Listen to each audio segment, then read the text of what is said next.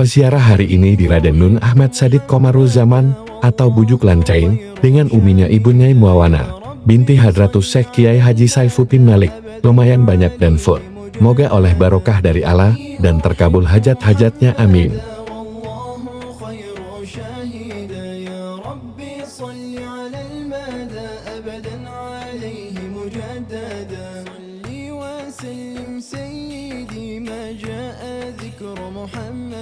في قلب كل موحد ذاق المقام الأحمدي فبسر نور أبي الهدى إني أحب محمدا صلاة